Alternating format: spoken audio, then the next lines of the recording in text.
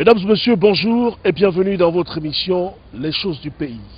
Le thermomètre de la société, l'émission de tous les détails, je voulais dire l'émission du peuple pour le peuple et par le peuple.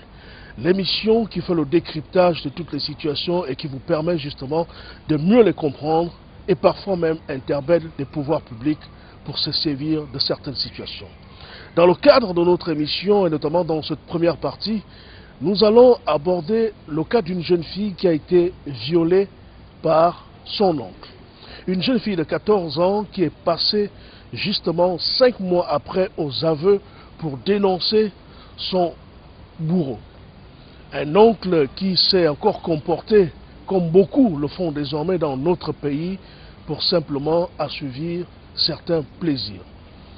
L'histoire reste difficile à concevoir, à revivre, mais en fait, comme vous le savez, les faits sont bel et bien là et les commentaires restent libres. Regardons ensemble ce reportage qui a été réalisé pour la circonstance et on se retrouve juste derrière pour faire le décryptage et je voulais dire l'analyse et pourquoi pas tirer les conclusions de la situation. Merci à toutes et à tous du Crédit sans cesse renouvelé. Bienvenue dans votre émission Les choses du pays. Regardons ce reportage et on se retrouve juste derrière. C'est une situation triste à en pleurer. Le cas de cette jeune fille qui se retrouve enceinte à l'âge de 14 ans, violée par un proche, traumatisée, elle se confie à notre rédaction. C'est un frère à ma mère. Il était venu me prendre pendant les grandes vacances. Il avait dit, il y a ces enfants qui sont revenus de France-et-Ville, on va aller passer les vacances. On était avec l'une de mes tantes dans la voiture. Arrivé au charbonnage, il lui a fait descendre. Il a pris une route que je ne connaissais pas, mais la route là, il n'y avait pas les maisons là-bas, il n'y avait rien que les arbres et la route n'était pas goudronnée. Je lui ai demandé que la route d'habitude, comme on vient avec les moments, ce n'est pas toujours la même route. Il m'a dit, allons seulement. Arrivé là-bas, il a garé la voiture. Il a fait montrer les vitres. Les vitres étaient noires, il n'y avait personne. Il m'a dit, allonge-toi. J'ai refusé. Après, il m'a dit, sinon tu descends et puis je pars. Après, j'ai refusé. Après, il m'a dit, si tu refuses, je pars, je te laisse ici. Et comme ça, il veut dire à ta mère que tu t'es porté disparu. Après, c'est là où il a fermé la voiture, il a bloqué les portières de la voiture. Il m'a allongé sur le coussin. Il a pris mon slip, il a mis ça sur le côté. Après, c'est là où il a commencé à me faire les choses impolies. Après, comme il a fini, après, je lui ai dit que tu me fais mal. Il m'a dit, attends, je juge d'abord. Après, c'est là où j'ai tenté de pleurer, je lui ai dit, tu me fais mal. Il ne comprenait pas, il était toujours en train de me faire. Après, c'est là où, comme il a fini, il m'a dit, arrive à la maison, tu te laves. Après, sa femme n'était pas là-bas, sa femme était des gardes.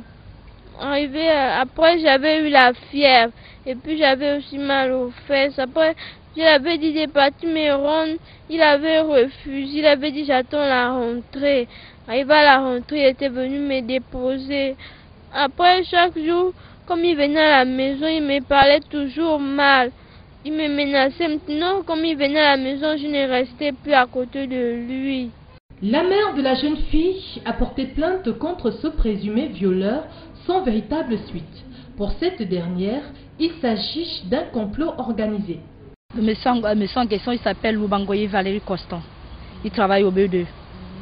Et vous avez initié les procédures, ça s'est passé comment? Je suis allée à la PJ, aller me plaindre chez les gens d'autorité. Quand je suis arrivée là-bas, le monsieur m'a reçu.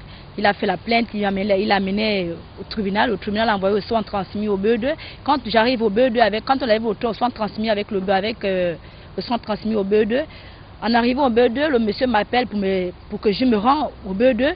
Au moment de quitter de là où je travaille pour la maison, j'ai eu l'embouteillage. Au temps de chercher l'enfant, pour amener l'enfant au BE2, j'arrive là-bas, il faisait pratiquement 13 heures. Le monsieur me dit, c'est de ta faute parce que tu es arrivé en retard. Je dis, mais monsieur, là où je travaille par rapport à là où je suis, c'est loin. Mais après, il me dit, bon, tu peux repartir, je reviens demain matin. Le lendemain matin, je suis revenu. Quand j'arrive, je dis, mais je suis là par rapport au problème de M. Lubango et Valérie. Pour ce qu'il a fait à ma fille. Parce que je ne suis pas contente pour ce qu'il a fait à ma fille. Je n'ai pas fait ma fille pour que ma fille puisse être maman à cet âge. C'est comme ça que le monsieur me dit, en tout cas, il faut nous aider pour attraper le monsieur. J'ai dit au monsieur que je ne peux pas vous aider. Parce que je suis une femme, je n'ai pas des hommes, je ne suis qu'une femme. Je ne peux pas vous aider. Par contre, c'est votre travail. Il m'a dit, bon, en tout cas, on va voir ce qu'il faut faire. Je suis reparti. Lundi que nous sommes aujourd'hui, vendredi, jeudi, je suis allé avec mon grand frère. On arrive sur le monsieur, il n'a même pas le temps de nous laisser de s'asseoir. Il dit, c'est la première fois que je vous reçois dans mon bureau. En tout cas, le dossier a été construit, comment on appelle ça, à PJ. Je vais envoyer le dossier au tribunal et au tribunal va envoyer ça à la PJ parce que ce n'est pas notre affaire. On vous a demandé d'attraper le monsieur et vous ne voulez pas attraper le monsieur. Donc, ça, c'est plus notre affaire. C'est là où je viens vous voir parce que je suis fatiguée. Il y a la magouille derrière tout ça là parce que celui qui était au BE2 qui avait l'occasion de prendre le dossier sur les mains, c'était son grand-père. C'est le grand-père de M. Lubango et Valérie. Et lui, il a pris le dossier. Pendant 3 mois, il a dormi sur le dossier. Aujourd'hui, ma fille en grossesse, elle est déjà à terme. Et après l'accouchement, quand on va s'appeler le violeur, c'est après l'accouchement qu'il faut faire l'acte. Qu'est-ce qu'il faut faire? Le lien avec ce monsieur, c'est parce que c'est ma mère qui était là en mariage, c'est son grand-père. Donc nous, on a grandi tous ensemble. On est devenus comme des frères. Et lui, s'il avait ces gens des idées, nous, on n'avait pas ces gens des idées parce que je savais que lui pouvait faire ça à ma fille. Je ne devais pas envoyer ma fille chez lui. C'est une situation tout à fait pathétique et regrettable qui devrait amener les parents à plus de vigilance. Car, comme on le dit, la mort ne vient jamais de loin. Une histoire qui vous coupe le souffle, une histoire qui nous amène à nous poser un certain nombre de questions par rapport au comportement de pas mal de personnes désormais dans son monde et de manière particulière au Gabon. Comment cela a-t-il arrivé? Non, on prend. Je suis fatigué, la réunion là va fatiguer là. Comment cela a-t-il pu se passer? Tu prends net, hein? Tu effaces, non? Ok. Donc on va tailler, ok. Une histoire à vous couper le souffle. Un fait divers comme tous les autres. Une histoire qui aujourd'hui fait couler beaucoup d'encre et de salive. Parce que la famille, ne sachant plus à quel sein se vouer. Des démarches ont été entreprises, mais on a l'impression que aujourd'hui, cette famille est jetée dans la rue. Et parce qu'un agent se serait comporté de la sorte, certains agents prennent le parti de leurs frères d'armes. Je voulais simplement rappeler aux uns aux autres que lorsqu'on est censé incarner la loi, lorsqu'on est censé faire respecter la loi, on se doit d'être un exemple.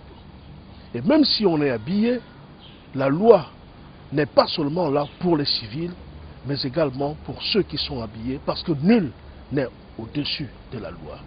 Chez nous, on a pour coutume de dire que l'épopée MVET est agréable à écouter lorsqu'elle sort de la bouche du conteur. Nous allons donc tendre notre micro à cette jeune victime qui a été non seulement traumatisée sexuellement, mais également psychologiquement. Et Dieu seul sait dans quelles conditions elle est désormais. Et à ce titre, nous interpellons justement nos amis du parquet à taper du poing sur la table pour que l'indélicat soit mis aux arrêts et qui réponde de ses actes. Bonjour. Bonjour. Alors, dis-nous, on ne va pas donner ton nom, on ne va non plus montrer ton visage. Est-ce que tu peux nous raconter en quelques lignes ce qui s'est passé entre ton oncle et toi, parce qu'on parle de viol? Oui, ce qui s'est passé entre mon oncle et moi, il était venu me prendre pendant les vacances. Il avait dit, on part passer ça chez lui. Il avait dit, on part passer ça chez lui. Il y avait ses enfants qui étaient venus, et puis ses cousins, et puis les enfants de sa femme. Après, maman avait dit, oui, on peut partir. On était partis, on était à 3 dans la voiture. On était avec ma tante, et puis lui-même, et puis moi. Arrivé au charbonnage, il a fait descendre notre tante. Et après, il a pris une autre route. Bon, là-bas, il n'y avait pas de maisons. Il y avait seulement les arbres et la route n'était pas goudronnée. Je lui ai dit, mais d'habitude, ce n'est pas la route qu'on prend.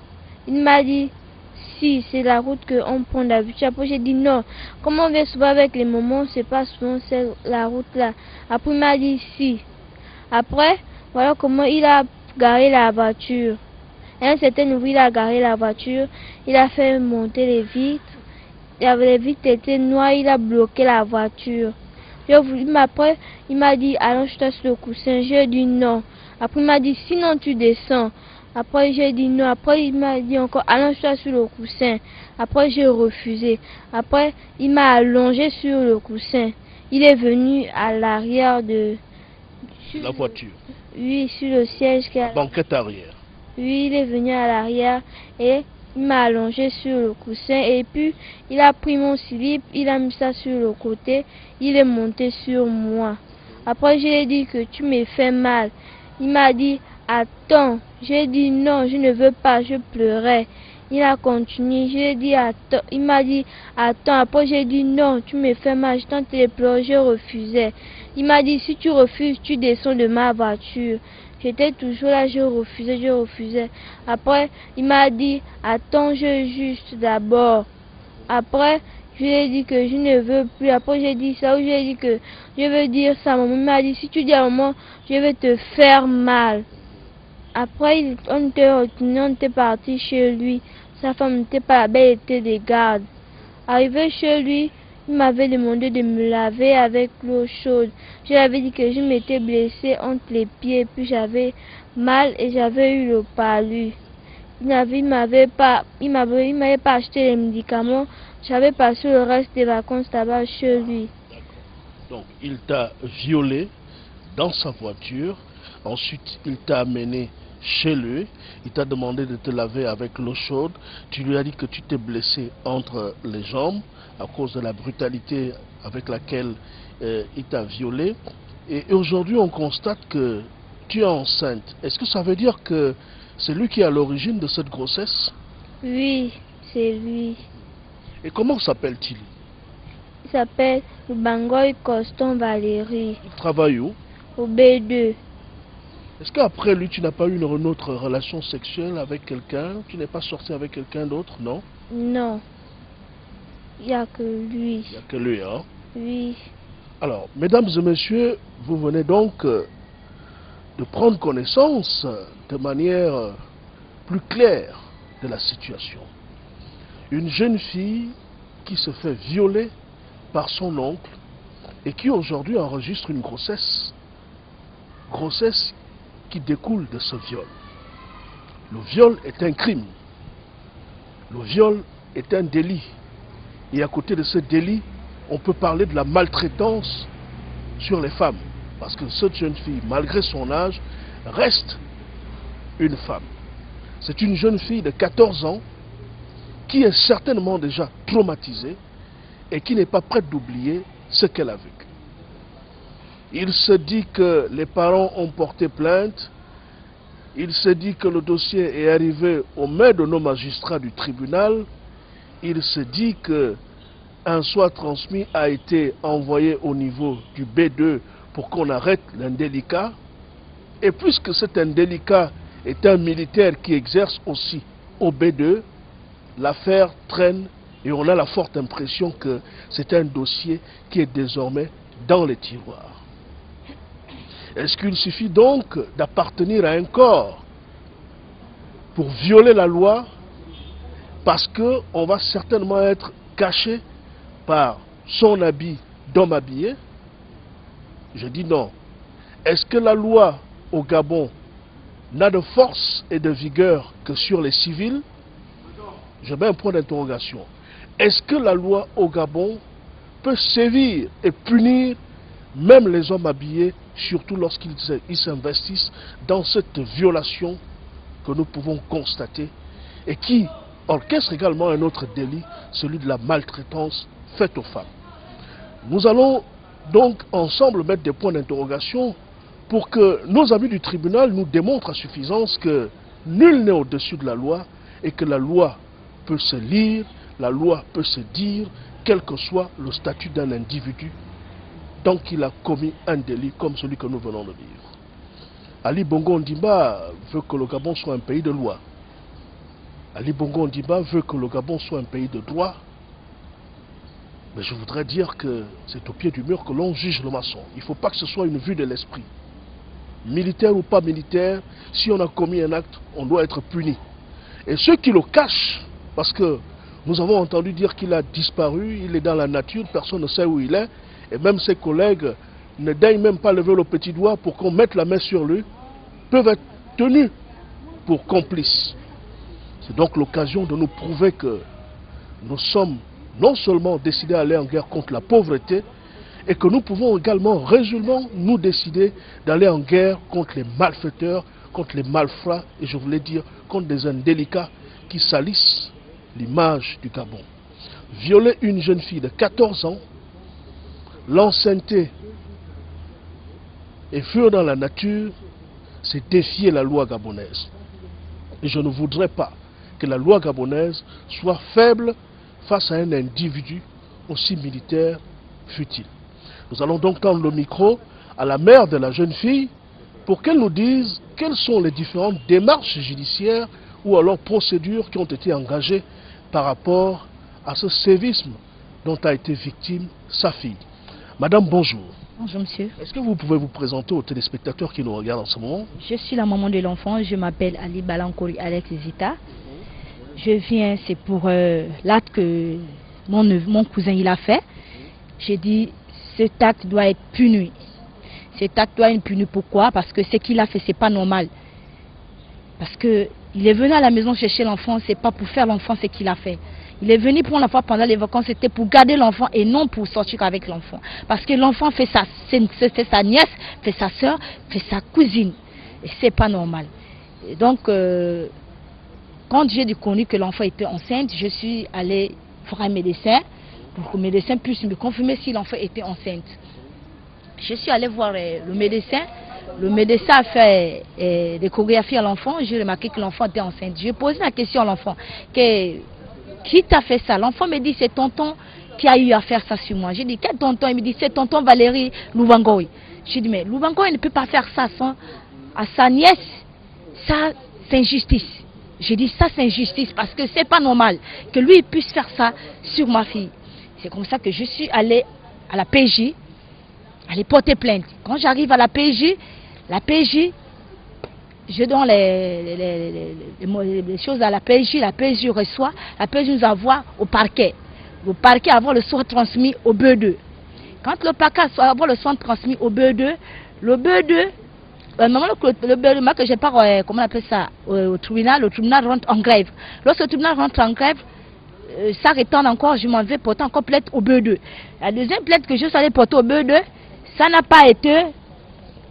La deuxième plainte que je suis allée porter au BE2, les gens du BE2 ont dormi sur la plainte que je suis allée déposer. Voilà, c'est une plainte que vous avez déposée le 10 avril 2014. Oui. Alors, à monsieur le directeur général des contre-ingérences et de la sécurité militaire, plainte contre le militaire Loubangoy Constant Valérie pour viol sur mineur de moins de 15 ans. C'est comme ça que je suis allé porter plainte à M. Loubangoy chez ses chefs. Quand j'arrive, ce chef me demande d'arranger ça à l'amiable. J'ai dit, ça c'est pas... Arranger ça à l'amiable, c'est ce qu'on vous dit au B2. Oui. Alors qu'on vous a violé l'enfant, un enfant de moins de 15 ans, on vous demande d'arranger ça à l'amiable. À l'amiable. J'ai dit, je ne peux pas arranger ces genres de choses à l'amiable. Parce que ce qu'il a fait, c'est un fait exprès. Il a su que c'était mon enfant, il a su que c'est l'enfant de sa soeur. Il ne peut pas faire ça à l'enfant de sa soeur. Moi j'ai dit, je ne peux pas arranger ça à l'amiable. L'État est là pour ça. La loi est là pour ça. Et lui, ce qu'il ose me dire, il dit, il est au-dessus de la loi. Qu'il est au-dessus de la loi, je ne peux rien le faire. Qui vous le dit? Monsieur Loubangoy Valérie. Il dit, il est au-dessus de la loi, personne ne peut rien le faire. Et moi, je ne peux rien le faire. Donc, il viole votre enfant. Oui. De ce viol, on parle d'une grossesse. Mais en fait, il vous dit qu'il est au-dessus de la loi et que rien ne pourra lui arriver par rapport à l'acte qu'il a commis. Ah oui. Et quand il fait ça, il a confiance à son parent, parce que son parent était le chef du BE2.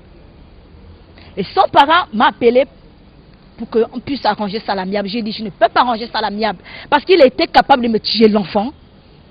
Ça, c'est la grossesse. Si c'était une maladie, aujourd'hui on appelle une maladie au nom du sida. Alors, je voudrais savoir, Est-ce qu'il a suffi que votre fille vienne vous dire que M.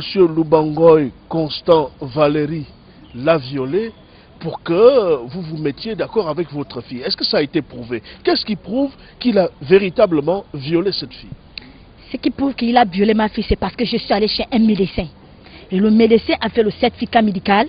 Ce certificat médical, c'est le médecin qui l'a fait. Le médecin m'a dit, l'enfant n'a pas eu des hommes. À part ce monsieur Lubangoy, il n'a pas des autres maris, il n'a pas un copain. En fait, elle n'a pas un copain, elle n'a pas un mari, elle n'a rien. Donc c'est monsieur Lubangoy qui a déviégé l'enfant et celui qui a donné la grossesse à cette fille.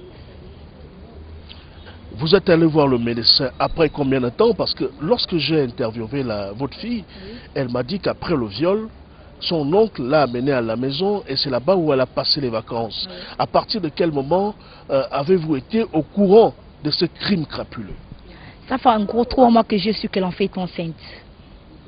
C'est lorsque vous constatez que l'enfant présente des signes de grossesse que vous prolongez ou alors vous allez un peu plus loin dans vos enquêtes. Oui, quand je suis que l'enfant, pendant les 3 mois que je suis que l'enfant était enceinte, donc c'est comme ça que je suis allé voir le médecin pour que le médecin puisse me confirmer si l'enfant est enceinte. Quand le médecin me confirme que non, votre fille est enceinte, je dis mais elle est enceinte comment? Puisqu'elle me dit c'est tonton qui a fait ça. Est-ce que c'est vrai ce que tonton a fait? Le médecin m'a confirmé que oui, elle n'a pas un autre homme, c'est le monsieur qui a violé l'enfant. Donc, c'est comme ça. Le médecin a pu vous démontrer plusieurs jours après que c'est le monsieur qui l'a violé, qui l'a enceinté. Oui. Et pourquoi vous n'avez pas cherché à évacuer cette grossesse? Pourquoi vous n'avez pas cherché à interrompre cette grossesse? Parce que si c'est votre frère, c'est nécessairement l'oncle de votre fille. Il y a un cas d'inceste et généralement les cas d'inceste donnent naissance à des Mongols. Pourquoi est-ce que vous n'avez pas pris des dispositions allant dans le sens d'interrompre cette grossesse? Si moi je ne l'ai pas enlevé parce que j'ai vu que la grossesse avait déjà 5 mois et 2 semaines. Et puis je me suis dit si j'enlevais cette grossesse, c'est perdre la vie de mon enfant. Je ne pouvais rien faire parce que la grossesse avait 5 mois et 2 semaines. Le médecin m'a dit on ne peut pas enlever.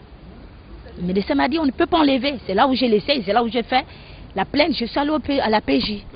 Vous êtes allé à la PJ, le dossier a été transmis au parquet. Le parquet a envoyé un soit transmis au B2 pour que le B2 arrête le monsieur d'ailleurs qui est militaire.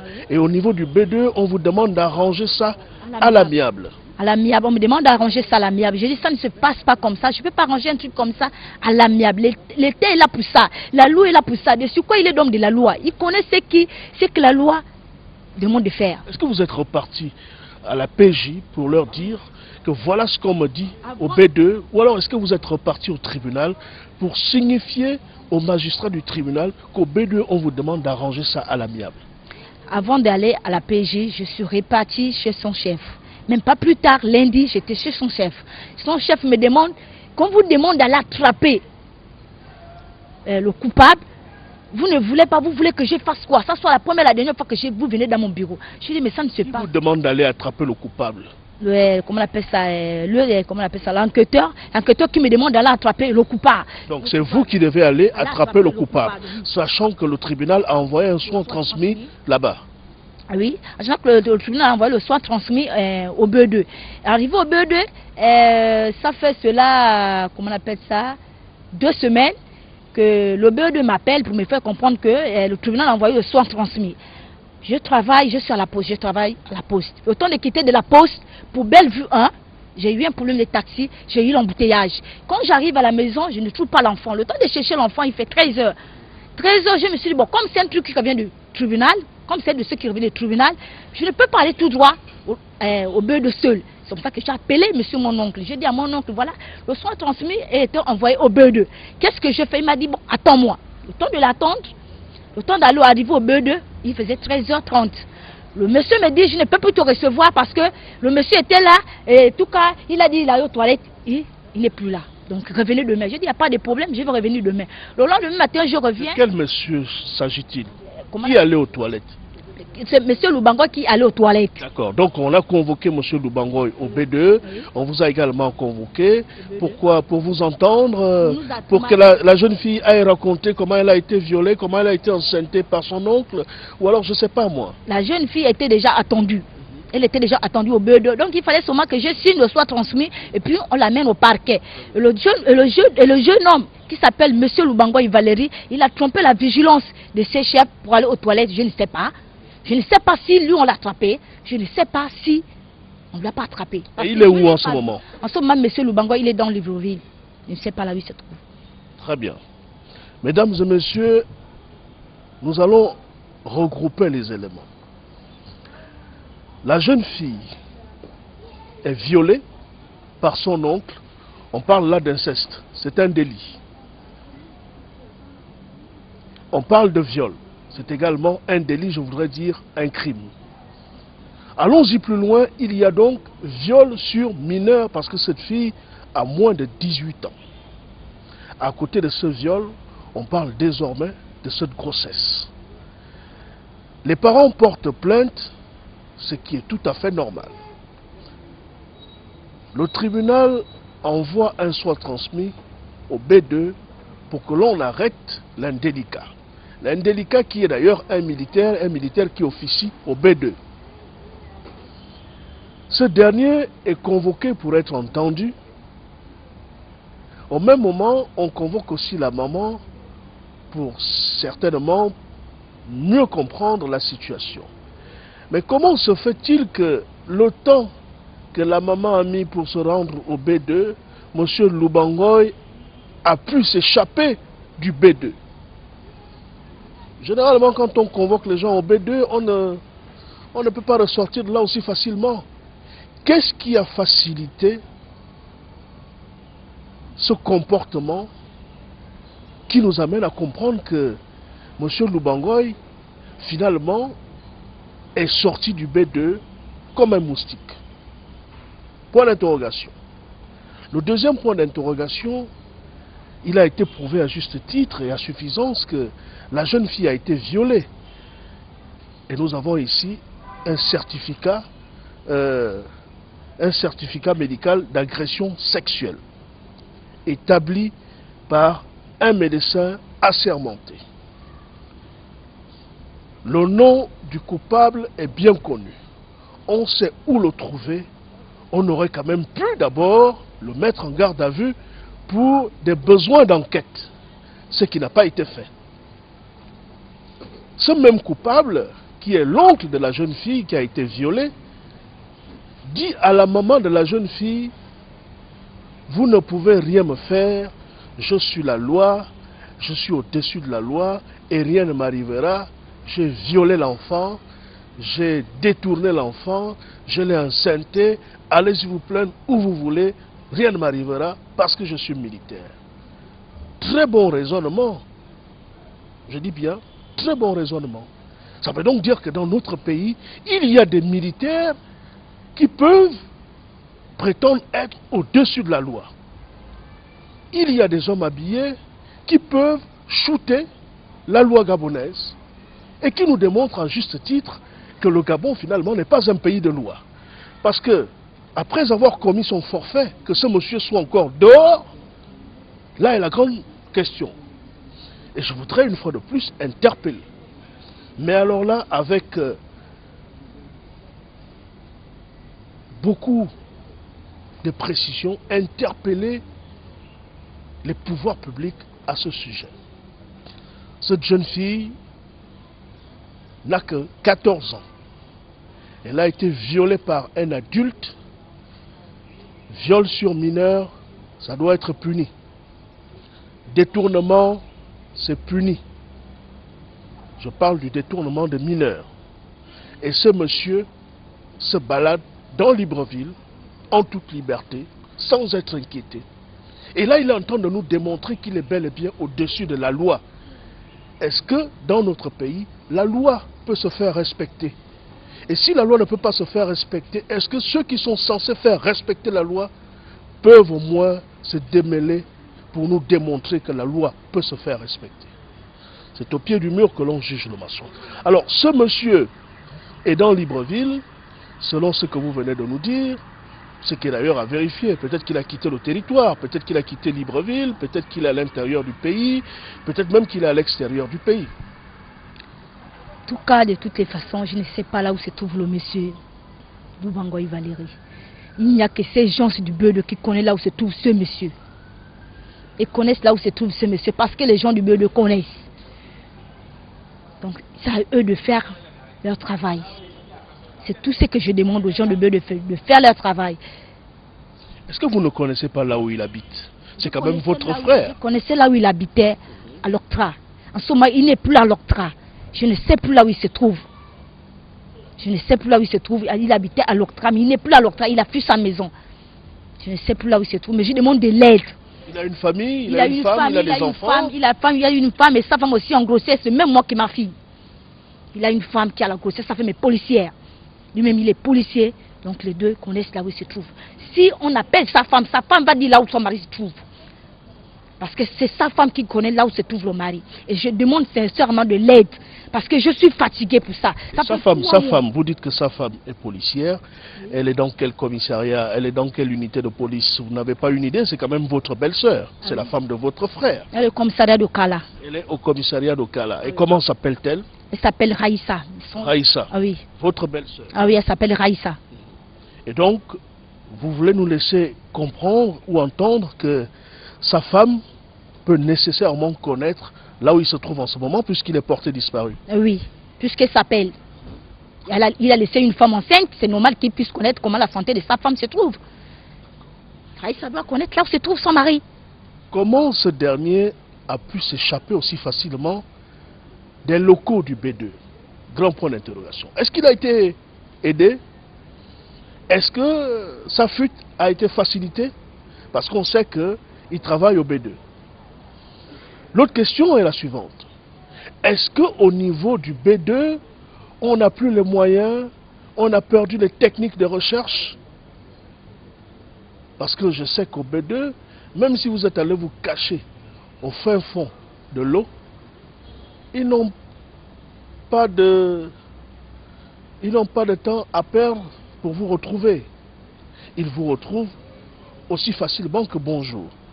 Comment est-ce qu'au niveau du B2, on a du mal à retrouver quelqu'un qui a commis un tel acte, je voudrais dire un crime, quelqu'un qui a été convaincu et qui s'est retrouvé dans les locaux du B2 et qui s'est échappé aussi facilement? Parce que là, en s'échappant aussi facilement, il démontre encore une fois de plus qu'au niveau du B2, c'est peut-être perméable. À vous de nous démontrer le contraire. Maintenant que la situation est comme telle, est-ce que vous êtes reparti à la PJ pour signaler la cavale de ce monsieur? Est-ce que vous êtes reparti au tribunal pour signaler tout ce que vous êtes en train de vivre en ce moment comme situation, allant dans le sens d'étouffer l'affaire? Je suis reparti à la PJ, aller dire à la PJ, les gens du Beudeu me demandent d'aller attraper l'assassin. Moi, je ne peux pas l'attraper l'assassin. Et après ça, c'est le chef qui me... comment on appelle ça? L'enquêteur qui me dit, je suis fatigué de tout ça, je vais envoyer le soir transmis au tribunal. Le tribunal va envoyer soit à la PJ, parce que c'est la PJ qui a monté l'affaire. Je dis, mais envoyez, parce que je suis fatigué. Ça fait 3 mois que vous avez l'affaire dans vos mains. Et il n'y a pas de solution, il n'y a pas de suite. Je ne sais pas ce qu'il faut faire. Si je ne viens pas chez vous, je vais aller chez qui? Puisque c'est votre élément. Si c'est un civil comme moi, je pourrais faire l'acte, mais ce n'est pas un civil, c'est un militaire. On vient chez vous, c'est pour que vous pouvez attraper votre élément. Mais là, vous me demandez d'aller attraper un élément que je ne peux pas attraper. C'est comme ça que je suis allé à la PJ, je suis allé me plaindre. La PJ a demandé s'il a dit qu'il va rendre ça au tribunal, il n'a qu'à rendre ça au tribunal. Comme ça, nous avons le son transmis et on va le faire au travail. Est-ce que vous êtes reparti revoir l'enquêteur pour lui dire de renvoyer le son transmis au tribunal pour qu'il soit désormais affecté ailleurs? Non, pas encore. Pas encore. Il faut le faire. Ok. Est-ce que vous avez l'impression que ses collègues sont en train de vouloir étouffer l'affaire, sont en train de le cacher? Est-ce que c'est l'impression qu'on vous donne? Oui. Parce que, vu leur manière de se comporter, vu leur manière de me répondre, vu leur manière de parler, ils sont en train de cacher M. Loubangoy Valérie. Parce que c'est leur élément. Je ne sais pas si M. Loubangoy il a don de l'argent. Je ne sais pas si M. Loubangoy il a des influences. Je ne sais pas. Parce que ce n'est pas normal pour quelqu'un qui a fait l'acte comme ça. Et lui, il est en liberté. Et ce qu'il lui dit, il dit s'il avait sa voiture, il devait me buter. Et s'il avait l'occasion d'aller voir les Nganga, il me perçait les yeux. Allez, qu'est-ce que mes enfants vont faire? Mes enfants vont devenir quoi? Là, c'est le monsieur qui a violé votre fille qui vous menace. Il me menace de mort. Il me menace de mort. Il me menace d'être aveugle. Est-ce que c'est normal que quelqu'un qui fait l'acte, tue l'enfant de quelqu'un et tu menaces la maman? Et s'il avait sa voiture, c'est parce que sa voiture au beuh. Si sa voiture était à la maison, il devait prendre sa voiture et démarrer sa voiture. Ça veut donc dire que sa voiture a été réquisitionnée au niveau du BD. Oui, le même jour qu'il a fui, il a laissé sa voiture au beuh parce qu'il ne peut pas sortir, pas sortir de ça avec sa voiture du beuh. Sinon, on devait l'attraper. Mais il a laissé sa voiture, il a préféré fuir. Voici quelqu'un qui nous prouve encore une fois de plus qu'il peut défier la loi gabonaise. Il viole une jeune fille de 14 ans, viol sur mineur, détournement de mineurs, je mets envie de dire séquestration, enlèvement, parce qu'il a amené hors de la destination de base pour aller commettre son forfait. Il est convoqué au B2, il réussit à déjouer la vigilance des agents du B2. Est-ce qu'il a réussi à déjouer leur vigilance? Est-ce qu'il a été aidé à s'échapper? Point d'interrogation. À côté de tous ces faits, il menace même la mère de la jeune fille. Menace de mort en plus. Ça fait trop de choses. Trop de choses pour un seul individu qui en ce moment est en toute liberté dans Libreville, dans le Gabon. Pendant ce temps, une jeune fille de moins de 15 ans a été violée. Voici le certificat médical d'agression sexuelle établi par un médecin. Une plainte a été déposée. Le monsieur se balade tranquillement dans Libreville. La jeune fille est enceinte. Elle n'aurait jamais imaginé dans sa vie qu'elle sera enceinte à moins de 15 ans. Aujourd'hui, c'est évident qu'elle soit traumatisée. Parce qu'une femme traumatisée, une femme violée, reste toute sa vie traumatisée. Et là, il s'agit d'une jeune fille de 14 ans. Imaginez les dégâts. La loi gabonaise est défiée, elle est shootée, elle est ridiculisée et humiliée par un individu. Aujourd'hui, nous nous posons bien la question de savoir, est-ce que ça va encore durer longtemps? Il s'agit là d'un crime gratuit. Violence faite à une jeune fille, viol sur mineur, enlèvement, séquestration, menace de mort, que sais-je encore.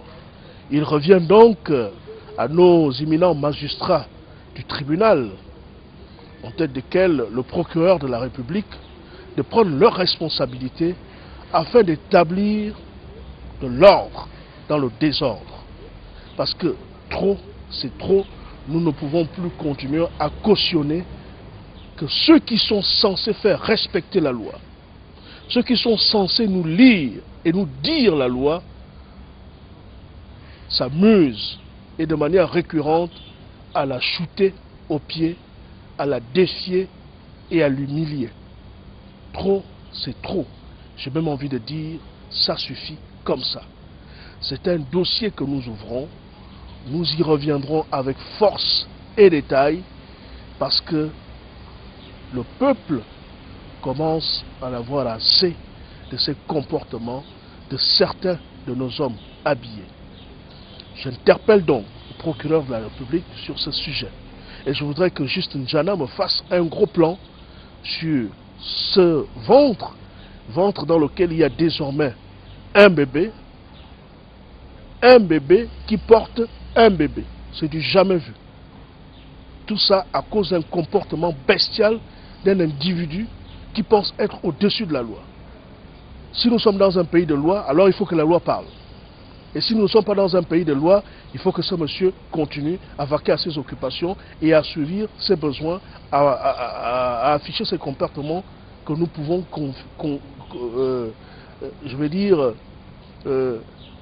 définir comme comportement néfaste.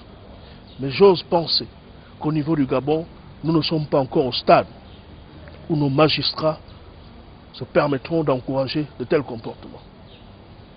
Même s'il est au B2, il n'est pas au-dessus de la loi. Il faut donc mettre aux arrêts ce monsieur pour qu'il réponde de ses actes et que justice soit faite. Madame, en conclusion, qu'est-ce qu'on peut déjà retenir pour cette première émission, parce que nous en ferons encore d'autres avec vous? C'est que moi je demande de l'aide. Je demande pour qu'on puisse m'aider pour attraper ce monsieur. Je demande de l'aide à Madame Sylvia. Je demande de l'aide à notre président. Je demande de l'aide au procureur de la République. C'est elle qui connaît la loi. Je veux que justice soit faite. Les femmes qui étaient victimes comme moi n'ont qu'à me venir en aide parce que je suis fatiguée. De faire un enfant à cet âge,